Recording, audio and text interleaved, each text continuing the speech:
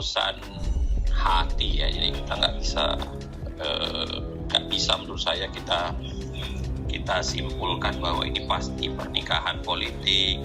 Nah, kalau kita jujur, kalau kita mau lihat bahwa potensi konflik kepentingannya sebenarnya cukup tinggi ya, menjadi kurang pas sebenarnya kalau kita menghakimi dan mengatakan bahwa ketua MK harus mundur hanya karena ada potensi konflik kepentingan. Kalau nanti ketua MK menikah dengan adiknya presiden, tentu dia harus mengundurkan diri ketika mengerjakan perkara impeachment.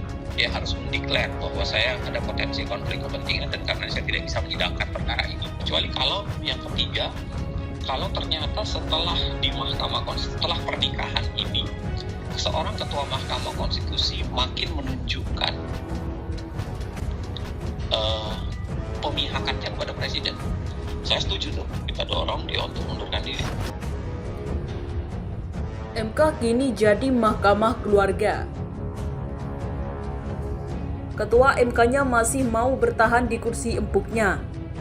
Bagaimana bisa mengadili perkara jika mereka sendiri cacat moral? Dilansir dari akun Twitter @adimasardi, Majelis Hakim MK yang tetap nyaman di bawah kepemimpinan adik ipar presiden integritas dan moralitasnya 19-20 dengan sang pemimpin. Bagaimana bisa mengadili perkara jika perkara mereka sendiri cacat moral di mata publik? Berikut komentar dari warganet. Karena nggak punya malu dan mungkin nggak punya kemaluan, ujar Putra. Jangan suka bohong Pak Ketua. Nanti pertanggungjawaban di hari akhir berat loh. Kalau sudah minum ini, hari akhir baru berasa deh, ujar tukang roti. Tumben Om, gak ada cebong yang belain habis-habisan di tweet nye. Cuma Herman aja, gak biasa nye, ujar Hidayat. Maaf kasar nih, ini seolah ketemuan. Diajak ngentot, ketahuan warga sekitar, terus dinikahin gitu kah? Luar biasa ya, ujar HB. Ngakak, saya baru percaya kalau pertemuan mereka di tengah gurun Sahara, ujar Mulia. Dan adik Jokowi bilang saya gak tahu kalau suaminya ketua MK dan akhirnya penghulu bisa gak tahu kalau wali nikah itu presiden, ujar Gendis. Ya mosok nikah gak ngerti sadar dirinya. Pemilu suram, ujar Utun. Jelas tidak percayalah. Mau menikah seseorang tapi pasti terlebih dahulu saling kenal siapa dia, keluarganya. Ini bohongnya, mau dibodohi publik. Terlalu lugu kalau ada yang bilang percaya, ujar Blank. Biasanya, orang kalau sudah kebiasaannya berdusta, dia akan mencari cara lain untuk menutupi dustanya sebelumnya.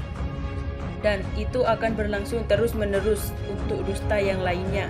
Akan berhenti sampai mulutnya tersumpal oleh tanah dan tumbuhnya ditimbun tanah, ujar Percaya, ujar Hendri. Sekali bohong maka akan menutupi kebohongan yang lain. Anis, ujar Putra. Saya percaya. Sekelas ketua MK, ofisial, tak mungkin berbohong. Dia tahu sebagai hakim bila berbohong, neraka jahanam tempatnya. Tak mungkin dia mau tinggal di neraka jahanam. Gegara janda, ujar Sulben. Ibarat gajah masuk ke dalam kulkas, yang kelihatan apanya ya? Kelihatan kulkasnya, ujar Mata. Bukan soal percaya, kalau begini ini ya integritas, akal sehatnya. Di depan umum berani menolak, tahu ternyatanya Hidayati adik Jokowi hanya demi kepentingan pribadi. Apalagi soal uang, jabatan, lebih berani dan yakin. Penolakan PT 20% demi kepentingannya, ujar Ken. Pasti ketua MK ini nggak tahu dia anak siapa. Waduh, berarti nggak tahu juga kakak dia itu anak siapa. Kalau tahu bapak dari kakaknya, pasti akan tahu bapak dari adiknya kan, ujar sekilas. Udah tua, ngibul masih kayak anak TK, masa nggak tahu emang nangkap malam hari dan langsung ke pelaminan gitu, ujar Putra. Apakah kita akan percaya keputusan MK? Sudah dan maka bila ketuanya sendiri membuat narasi yang mustahil, ujar Yahya. Patut diragukan ketika ketuanya juga diragukan kejujuran dan integritasnya, ujar Hud.